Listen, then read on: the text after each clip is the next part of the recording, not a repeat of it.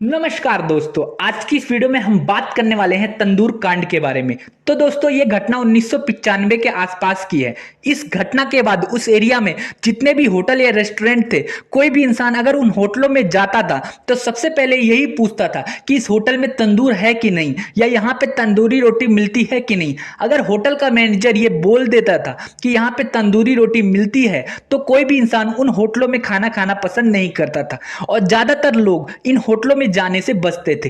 तो दोस्तों, अब आप लोगों के मन में ये बात आ रही होगी कि आखिर इन होटलों में ऐसा क्या हुआ था जिसकी वजह से कोई भी इंसान तंदूरी रोटी या तंदूर का बना हुआ खाना खाना पसंद नहीं करता था। तो दोस्तों, इस इलाके के एक होटल में एक ऐसी घटना हुई थी जिसके बाद लोगों के मन में एक खौफ बैठ गया था, जिसकी वजह से कोई भी इंसान इन होटलों में खाना खाना पसंद नहीं करता था। तो दोस्तों, इस घटना के लगभग लगभग 3-4 सालों तक लोगों के मन में ये खौफ बना रहा। तो दोस्तों, इसके लिए हमें समय में थोड़ा पीछे जाना पड़ेगा और उससे पहले हमें दिल्ली जाना पड़ेगा, क्योंकि ये घटना दिल्ली की है। ये बात है 2 जुलाई 1995 की और रात के करीब 11:30 बजे थे। और दिल्ली में एक एरिया है जो कि जनपथ रोड के नाम से जाना जाता है, और वहीं पास में ही एक रेस्टोरेंट था जिसको बगिया रेस्टोरेंट के नाम से जाना जाता था। और वहां से 11:30 के आसपास आग की लपटें निकल रही थी और ऐसा लग रहा था जैसे इस होटल में आग लग गई हो, या फिर इन आग की लपटों की वजह से इस होटल में आग ना लग जाए। वहीं पास में ही एक सब्जी वाली जिसका नाम था अनारो देवी, वो सब्जी बेच रही थी और उसने देखा कि इस होटल से आग की लपटें निकल रही हैं, तो वो डर गई और वो चिल्लाने लग गई कि इस होटल में आग लग गई, इस होटल में आग लग गई। तभी वहीं पास में 2 कांस्टेबल घूम रहे थे जिनका नाम था अब्दुल नजीर कंजू और दूसरे कांस्टेबल का नाम था चंद्रपाल। वो दोनों कांस्टेबल भाग के उस सब्जी वाली के पास आए और उससे पूछने लगे कि क्या हुआ। तो वो सब्जी वाली बोली कि उस होटल में आग लग गई है। तभी वो दोनों कांस्टेबल उस होटल के पास जाते हैं और डोरबेल बजाते हैं। तभी उस होटल से एक आदमी निकल के आता है जो कि शायद उस होटल का मैनेजर था और जिसका नाम था केशव कुमार। केशव कुमार से कांस्टेबल पूछते हैं कि आखिर ये आग की लपटें इतनी ऊपर क्यों निकल रही हैं, क्या होटल में आग लग गई है या तुम लोग क्या कर रहे हो आखिर। तो होटल का मैनेजर बताता है कि कोई गड़बड़ नहीं है, सब ठीक है, हम लोग कुछ पोस्टर जला रहे हैं, कुछ कागज जला रहे हैं जो कि फालतू पड़े हुए थे, जिसकी वजह से ये आग की लपटें ऊपर जा रही हैं। तो कांस्टेबल पहले तो इग्नोर करता है और वो चला जाता है, लेकिन थोड़ी देर बाद उसके मन में एक बात आती है कि ये आग की लपटें बुझ क्यों नहीं रही है। क्योंकि अगर हम कोई कागज जलाते हैं, कुछ जलाते हैं, तो आग की लपटें एक बार वो बाहर की तरफ निकलती हैं लेकिन दोबारा शांत हो जाती हैं जल्दी ही। लेकिन ये लपटें शांत होने का नाम ही नहीं ले रही थी और ऊपर से ये लपटें बढ़ती जा रही थी और ऐसा लग रहा था कि आग न लग जाए। तो कांस्टेबल को लगा कि शायद कहीं कुछ गड़बड़ तो नहीं है, और अगर गड़बड़ ना भी हुई तो भी इन आग की लपटों की वजह से आग न लग जाए। इसलिए दोबारा वो कांस्टेबल उस रेस्टोरेंट के पास जाता है और दोबारा वो अंदर घुस जाता है बिना बताए।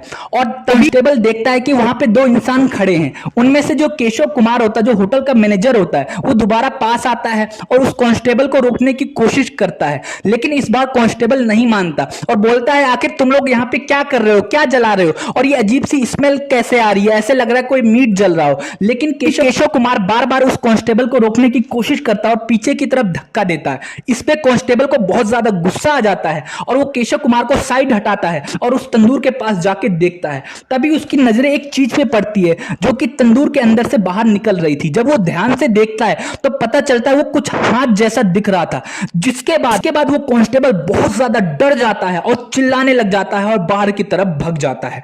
तो दोस्तों, अब आप लोगों के मन में ये बात आ रही होगी कि आखिर वो दोनों कौन थे, होटल का मैनेजर आखिर ऐसा क्या जला रहा था, होटल के मैनेजर के पास जो दूसरा शख्स था वो कौन था। तो दोस्तों, इसके लिए हमें दोबारा समय में पीछे जाना पड़ेगा और शुरुआत से इस कहानी को हमें देखना पड़ेगा।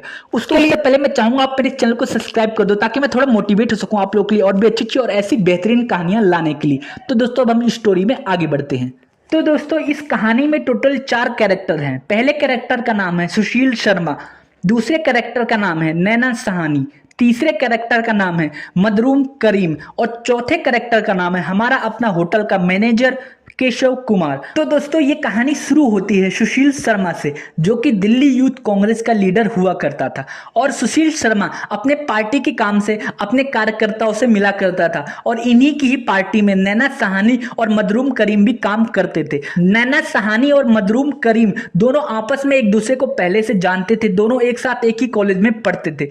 लेकिन सुशील शर्मा नैना सहानी और मदरूम करीम को नहीं जानता था, लेकिन पार्टी के काम से सुशील शर्मा काफी लोगों से मिलता था। तो एक बार सुशील शर्मा नैना साहनी और मजरूम करीम से भी मिलता है। इन तीनों की आपस में काफी बातचीत होती है। सुशील शर्मा को नैना साहनी काफी पसंद आ जाती है और दोनों के दिल आपस में मिल जाते हैं, मतलब नैना साहनी भी सुशील शर्मा को पसंद करने लग जाती है।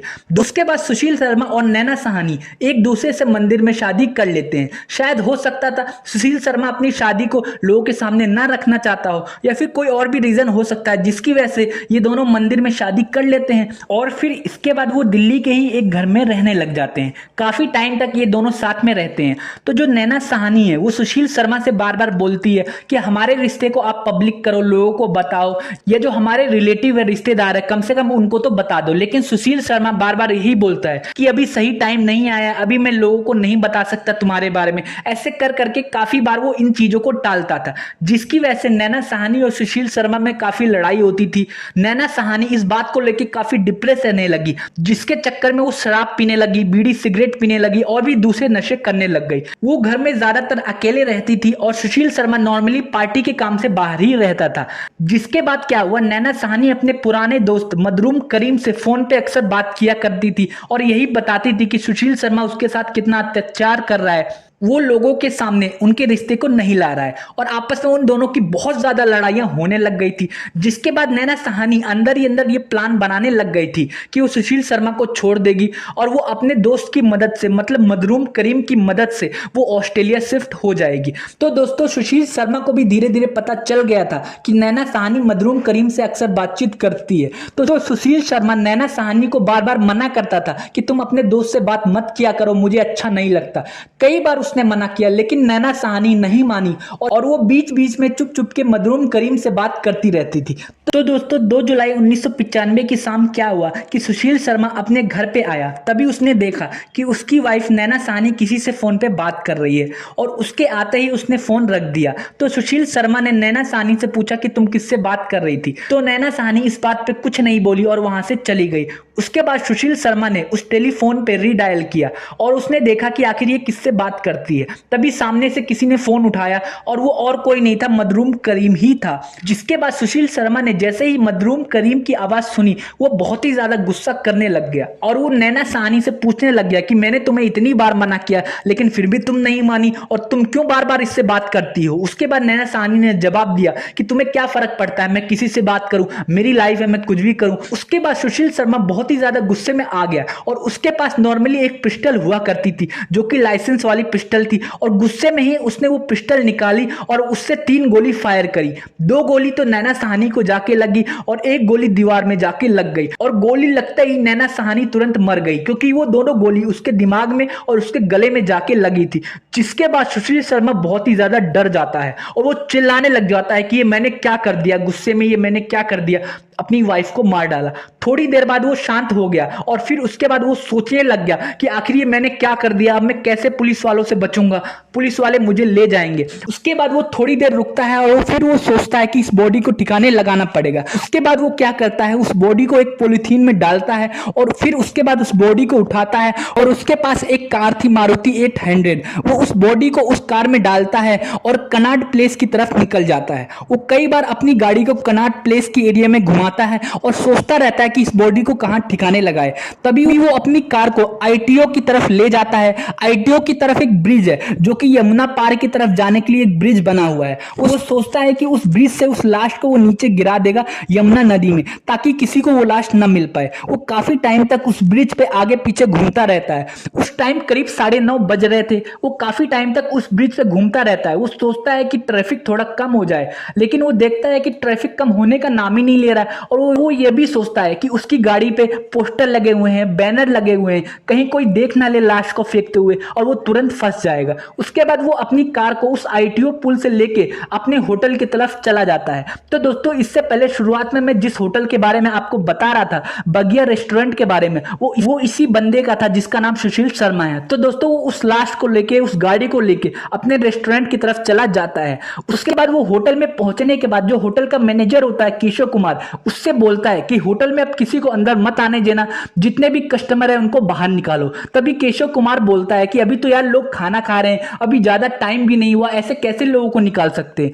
इसके बाद सुशील शर्मा बोलता है कि अब किसी भी नए कस्टमर को अंदर मत आने देना, जो लोग भी खाना खा रहे हैं उनको जल्दी जल्दी बोलो खाना खाएं और चले जाएं। तो सारे लोग जल्दी जल्दी खाना खाते हैं और चले जाते हैं। उसके बाद वो होटल के मैनेजर को बोलता है कि जितने भी लोग यहाँ काम करते हैं, जितने भी कर्मचारी हैं, उनको भी घर भेजो। और उसके तो केशव कुमार सब लोगों को यही बोल देता है। सारे लोग जब चले जाते हैं तो उस होटल में सिर्फ 2 ही लोग रह जाते हैं, केशव कुमार और सुशील शर्मा। उसके बाद केशव कुमार बोलता है कि सर आपने ये क्या किया, सारे लोगों को क्यों भेज दिया, क्या बात हो गई। उसके बाद सुशील शर्मा केशव कुमार को सारी बात बताता है कि ऐसे ऐसे करके मैंने अपनी वाइफ को मार दिया, अब मैं क्या करूं, मुझे इस लाश को ठिकाने लगाना है। तो दोस्तों जो केशव कुमार था वो सुशील शर्मा को काफी टाइम से जानता था, दोनों दोस्त हुआ करते थे। इसके अलावा केशव कुमार सुशील शर्मा के होटल में काम भी करता था, जिसकी वजह से शायद हो सकता है दोस्ती की वजह से या डर की वजह से केशव कुमार मान गया और वो बोलने लग गया ठीक है मैं आपकी मदद करूंगा। इसके बाद सुशील शर्मा की नजर तंदूर पे पड़ती है, वो देखता है तंदूर अभी भी जल रहा है और उसमें अभी भी आग है। उसके बाद वो ये बात केशव कुमार को बोलता है और उसके बाद वो दोनों उस लाश को निकालते हैं और उस तंदूर में डालने की कोशिश करते हैं। वो तंदूर थोड़ा छोटा था, उसके अंदर वो लाश नहीं आ पा रही थी, लेकिन जबरदस्ती वो दोनों उस लाश को उसके अंदर डाल देते हैं। उसके बाद पास में ही यूथ कांग्रेस के कुछ पोस्टर पड़े हुए थे, उन्होंने उस पोस्टर को भी उसमें डाल दिया और जला दिया। लेकिन वो देख रहे थे कि ये बॉडी जल नहीं पा रही थी, मतलब आग जलने में काफी टाइम लग रहा था। तो उन्होंने क्या किया, साइड में घी का कटोरा पड़ा हुआ था, सारा घी उन्होंने उसमें डाल दिया, जिसकी वजह से आग की लपटें बाहर की तरफ निकलने लग गई। और उसके बाद सब्जी वाली ने उन आग की लपटों को देखा। उसके बाद वो दोनों कांस्टेबल आए और उन्होंने देखा कि उसके अंदर एक लाश पड़ी है। और उसके बाद वो दोनों कांस्टेबल बाहर की तरफ भागते हैं और वो पुलिस स्टेशन में फोन करते हैं। और फिर उसके बाद थोड़ी ही देर बाद पुलिस की पूरी टीम आ जाती है। बहुत सारे लोग जो उस एरिया के डीसीपी थे वो भी इस बात को सुन के वहां पे पहुंच जाते हैं, क्योंकि ये क्राइम बहुत ही ज्यादा संगीन था। उसके बाद क्या होता है, जैसे कि सुशील शर्मा को ये पता चलता है कि पुलिस वाले वहां पे आ गए हैं, तो सुशील शर्मा धीरे से पीछे के रास्ते से निकल जाता है और वहां पे केशव कुमार ही अकेला बचता है। पुलिस केशव कुमार को रंगे हाथों पकड़ लेती है और उसके बाद उसको पुलिस स्टेशन ले जाती है और साथ ही साथ बॉडी को भी पुलिस वाले निकालते हैं और पोस्टमार्टम के लिए भेज देते हैं। इसके बाद ये खबर धीरे धीरे मीडिया में फैल जाती है। जैसे कि मैंने आप लोगों को बताया कि पुलिस वालों ने केशव कुमार को पकड़ लिया था। पुलिस वाले केशव कुमार से काफी पूछताछ कर रहे थे कि आखिर ये लेडी कौन है, किसने किया, तुम्हारा इसमें किसने साथ दिया कि नहीं। लेकिन केशव कुमार कुछ भी बताने से मना कर देता है कि मुझे इस बारे में कुछ नहीं पता और मेरी कोई गलती नहीं है। तो पुलिस काफी पूछताछ करती है लेकिन केशव कुमार कुछ नहीं बोलता। वहीं दूसरी तरफ सुशील शर्मा पीछे के रास्ते से निकल के कहीं और भाग के चला गया था। उसके बाद वो शहर छोड़ देता है, मतलब दिल्ली के बाद वो जयपुर चला जाता है, फिर जयपुर से वो मद्रास चला जाता है, मद्रास से वो बेंगलोर भाग जाता है। ऐसे कर करके वो जगह बदलता रहता है ताकि पुलिस उसको पकड़ ना पाए। तो दोस्तों पोस्टमार्टम के बाद ये पता चलता है कि ये लाश किसी लड़की की है, लेकिन चेहरा बहुत ही ज्यादा जल चुका था, जिसकी वजह से पहचान नहीं हो पा रही थी कि आखिर ये लाश है किसकी। तो जिसके बाद जब ये खबर अखबार में छपती है, उसके बाद मजरूम करीम इस खबर को पढ़ता है और वो रेस्टोरेंट के नाम से ये बात समझ जाता है कि हो सकता है ये नैना साहनी की लाश हो। उसके बाद वो पुलिस स्टेशन पहुंचता है, वो लाश की शिनाख्त करता है, वो एक अंगूठी के सहारे उस लाश को पहचानता है और बताता है कि ये लाश नैना साहनी की है। उसके बाद पुलिस को ये बात पता चल जाती है कि आखिर ये लाश है किसकी। इसके साथ ही साथ मजरूम करीम ये भी बताता है कि हो सकता है इसके पति सुशील शर्मा ने ही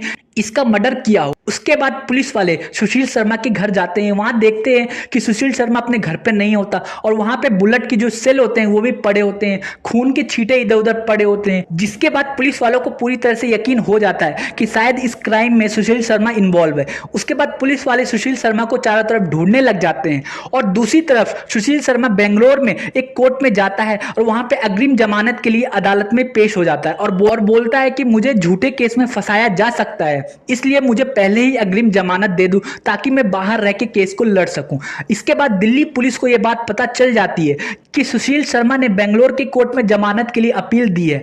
उसके बाद दिल्ली पुलिस वाले बेंगलोर पुलिस से बातचीत करते हैं और फिर उसके बाद सुशील शर्मा को किसी तरीके से पकड़ा जाता है और दिल्ली लाया जाता है। दिल्ली में लाने के बाद उससे काफी पूछताछ की जाती है। काफी पूछताछ करने के बाद सुशील शर्मा आखिरकार अपने जुर्म को कबूल कर लेता है और बताता है कि उसने जो भी किया है वो जानबूझ के नहीं किया, गुस्से गुस्से में ही उसने मर्डर कर दिया। उसके बाद पुलिस वाले बोलते हैं कि अगर तुमने सिर्फ मर्डर किया होता और अपने जुर्म को कबूल कर लेते तो हो सकता था कि तुम्हें ज्यादा सजा नहीं होती, लेकिन जिस तरह से तुमने इस लाश को छुपाने की कोशिश करी है और इस जुर्म में एक और इंसान को भी शामिल कर लिया है, उसके बाद हो सकता है तुम्हें बहुत कड़ी से कड़ी सजा मिले। इसके बाद क्या होता है, पुलिस वाले चार्जशीट दाखिल करते हैं और ये केस अदालत में चला जाता है। तो दोस्तों 1995 का ये केस 2003 तक चलता है और जो लोअर कोर्ट होता है वो सुशील शर्मा को फांसी की सजा सुनाती है और बोलती है जिस तरीके से इन्होंने अपनी वाइफ को मारा और उसके बाद जिस तरीके से इन्होंने अपनी वाइफ की लाश को ठिकाने लगाने की कोशिश करी, ये रेयर केस है और ऐसा बहुत ही कम होता है। इसके बाद लोअर कोर्ट उसे फांसी की सजा सुनाती है और केशव कुमार को, जो कि उस होटल का मैनेजर था जिसने इस जुर्म में उनका साथ दिया था, उसको 7 साल की सजा सुनाई जाती है। इसके बाद क्या होता है, 2007 में सुशील शर्मा हाई कोर्ट में अपील करता है कि फांसी की सजा पे रोक लगाई जाए। तो दोस्तों 4 साल तक हाई कोर्ट में ये केस चलता है। तो दोस्तों 2007 से 2013 तक हाई कोर्ट में ये केस चलने के बाद फिर दोबारा हाई कोर्ट भी उनको फांसी की सजा सुनाती है। उसके बाद 2015 तक सुशील कुमार जेल में ही होता है और फिर 2015 को दोबारा वो सुप्रीम कोर्ट में अपील करता है कि उसकी फांसी की सजा पे रोक लगाई जाए। सुप्रीम कोर्ट 2013 में क्या करता है, लोअर कोर्ट और हाई कोर्ट के फैसले को बदल देता है और फांसी की सजा को उम्र कैद में तब्दील कर देता है और बोलता है कि जो ये केस है ये rare of the rare case नहीं है और इसने जो भी किया है वो गुस्से में किया, मतलब ये कोई क्रिमिनल नहीं है। इसके अलावा सुशील शर्मा का कोई क्रिमिनल बैकग्राउंड भी नहीं था। उसके बाद क्या होता है, काफी टाइम तक मतलब 2018 तक वो जेल में रहता है। उसके बाद दोबारा सुशील शर्मा कोर्ट में ये अपील करता है कि उसको अब छोड़ दिया जाए, क्योंकि करीब करीब 1995 से लेकर 2018 तक वो करीब करीब 22-23 सालों तक वो जेल में रहा है और जो कि उम्र कैद के बराबर ही है। क्योंकि जैसे कि आप लोगों को पता है कि उम्र कैद की सजा नॉर्मली 20 से 22 साल की होती है। वैसे तो उम्र कैद की सजा पूरे उम्र भर की भी होती है, लेकिन कभी कभी क्या होता है कोर्ट उम्र कैद की सजा सुनाती है, उसमें टाइम भी मेंशन करती है, जिसकी वजह से, क्योंकि ये केस बहुत पुराना है, जिसकी वजह से सुशील शर्मा कोर्ट में ये बात रखता है कि वो 23 सालों तक जेल में रह चुका है। उसके अलावा उसका जो व्यवहार था जेल में वो काफी अच्छा था और उसको छोड़ दिया जाए। उसके बाद इसको पेरोल पे छोड़ दिया जाता है। साथ ही साथ कोर्ट उनसे ये भी बोलता है कि अगर फ्यूचर में आपको बुलाया जाता है कोर्ट में तो आपको आना पड़ेगा। उसके बाद सुशील शर्मा को छोड़ दिया जाता है और सुशील शर्मा अपना नाम बदल के, अपना भेष बदल के दिल्ली में आज एक इलाके में रहता है और सही तरीके से रहता है। तो दोस्तों उम्मीद करता हूं आपको इस घटना के बारे में कुछ समझ आया होगा। इसके अलावा इस घटना से आपको कुछ सीख भी मिली होगी। तो दोस्तों अगर आपको ये वीडियो पसंद आई तो आप मेरे चैनल को सब्सक्राइब कर लो, ताकि मैं थोड़ा मोटिवेट हो सकूं आप लोग के लिए और भी अच्छी और बेहतरीन वीडियो बनाने के लिए। वीडियो देखने के लिए आपका बहुत बहुत शुक्रिया।